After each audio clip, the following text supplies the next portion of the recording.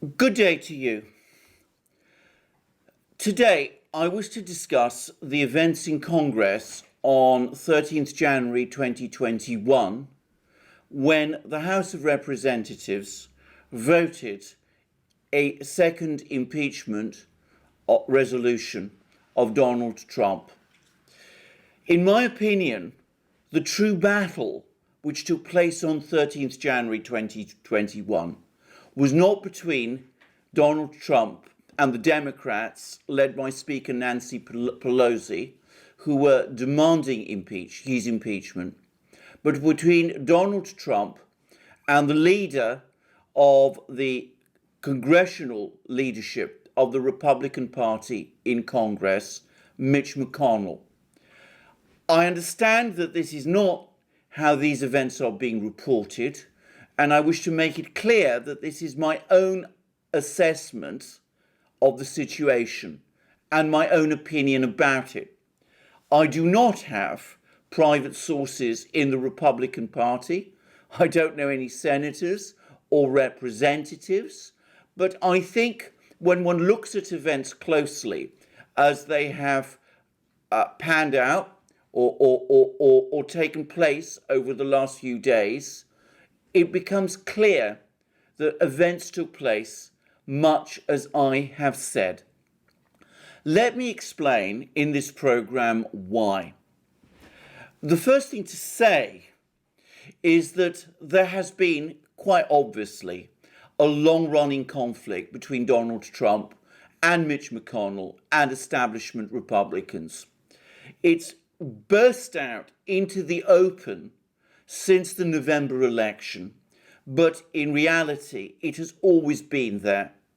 The most vitriolic demands for Donald Trump's impeachment are not coming, as one might expect, from the Democrats, but from certain Republican websites where commentators have been talking about Donald Trump using the most vitriolic terms.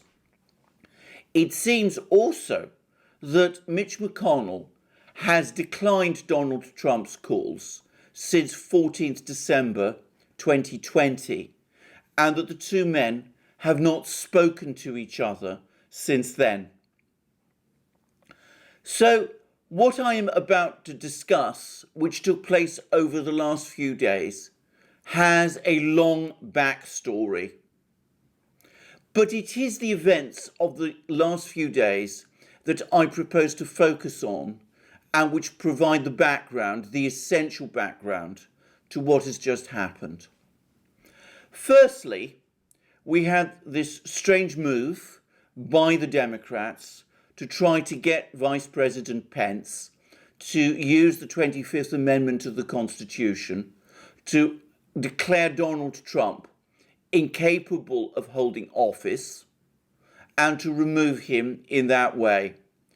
I've always said that that was constitutionally utterly wrong and would set a disastrous precedent, and Pence rejected the idea in trenchant terms.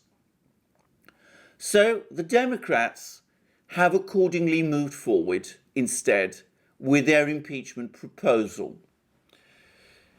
The response to this from congressional Republicans has been fascinating. Mitch McConnell has remained almost entirely silent about this issue, giving little indication publicly of what his views about it are. However, the day before the Democrats were scheduled to put their proposed impeachment for a vote to the House, reports began to appear in the media that Mitch McConnell was pleased with the impeachment and thought that Donald Trump had committed impeachable offences. It was also said that Mitch McConnell saw the impeachment process as a means of purging Donald Trump from the Republican Party. The latter is important because it also corresponds with something else which has happened, or rather not happened. Over the last few days, as we all know, there has been a mounting campaign on social media to deplatform Donald Trump and all of his most prominent supporters.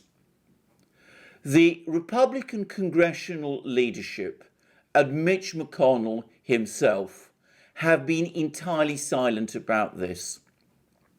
I cannot help but think that the reason for that is that purging Donald Trump from the Republican Party requires the silencing of his voice, and that, after all, is what the social media deplatformings are intended to achieve.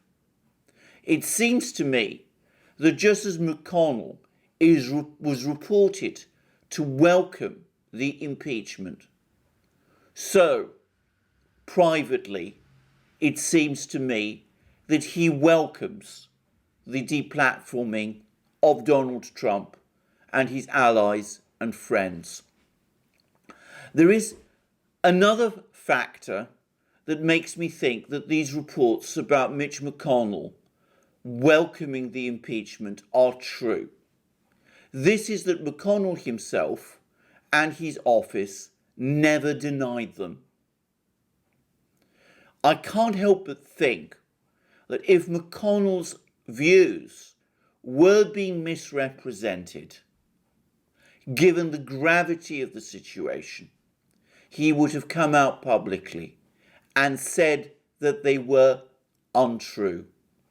The fact that he failed to do so strongly suggests to me that the reports which appeared accurately reflect his opinions.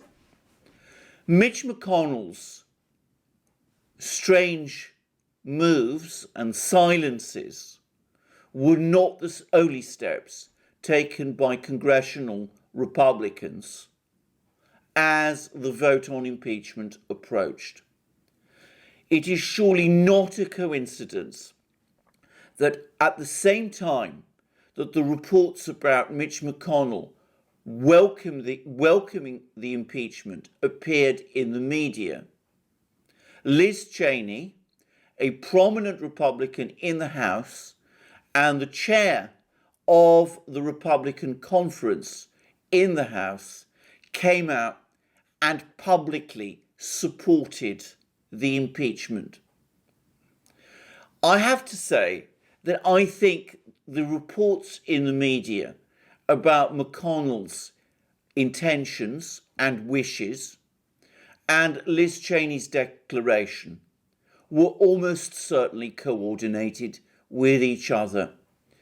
It seems to me that the intention was to signal to House Republicans that there were good prospects of the Senate voting for Donald Trump's impeachment, in the hope or expectation that House Republicans would treat that signal as a reason to rally behind Liz Cheney and support the Democrats' impeachment resolution. Whilst I doubt that McConnell expected that a majority of Republicans in the House would vote for impeachment, I think he may have anticipated that a substantial number, say 20 or 30 or 40 or perhaps more, would do so. Simultaneously with these moves, we began to hear a change of mood or intentions from the Democrats. Up to then, the Democrats had been speaking about having a trial, a Senate trial, after Donald Trump left office.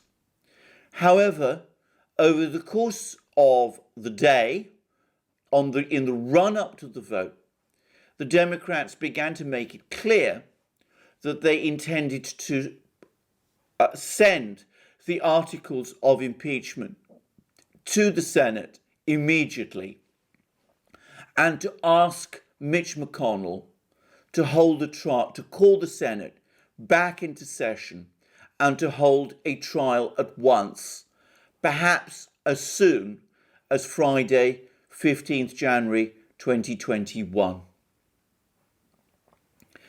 I think that the Democrats, who were clearly in contact with McConnell at this time, there are reports, incidentally, that McConnell has actually spoken to Joe Biden about the timing of a Senate trial.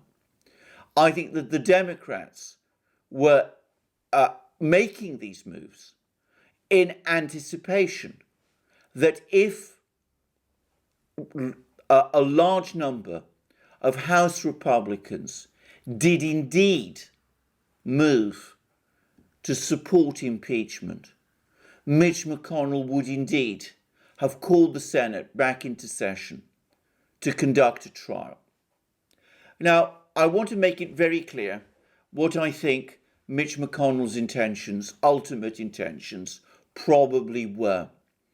I doubt that in reality Mitch McConnell would have wanted a speedy trial. I think much more likely the intention was to use a big vote in the House for impeachment, with large numbers of Republicans voting for impeachment as a device to pressure Donald Trump into resigning. My guess is that if, say, 40 Republicans had voted for impeachment, we would have seen a delegation from Congress, Republicans in Congress, led by Mitch McConnell, going to the White House and telling Donald Trump that the game was up, that he should resign forthwith, and that if he failed to do so, his support in Congress having collapsed, the Senate would vote to impeach him.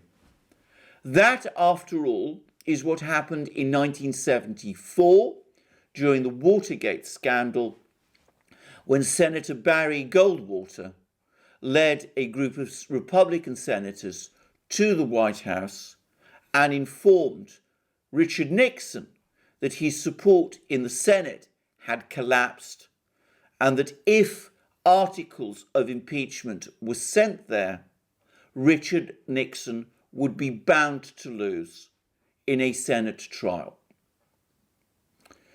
In the event, all these intrigues and calculations failed to bear fruit. When the vote came, only 10 Republicans voted in favor of impeachment, with 4 other Republicans apparently abstaining.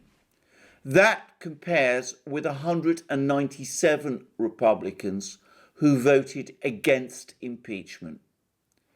Though a small group of Republicans led by Liz Cheney did support impeachment, it is clear that they do not reflect sentiment within the Republican Party in the House of Representatives, and that in fact Liz Cheney herself and that group have been marginalized. There are apparently now serious proposals to strip Liz Cheney of her chairmanship of the House Republican Conference. As it became clear that Republicans in the House of Representatives were not prepared to support impeachment, it also became clear, or increasingly clear, that there were Republicans in the Senate who were also unhappy with the steps that Mitch McConnell was taking. Notably, Senator Lindsey Graham issued a statement in which he made it very clear that he disapproved of the impeachment process and openly criticised Republicans who were supporting it.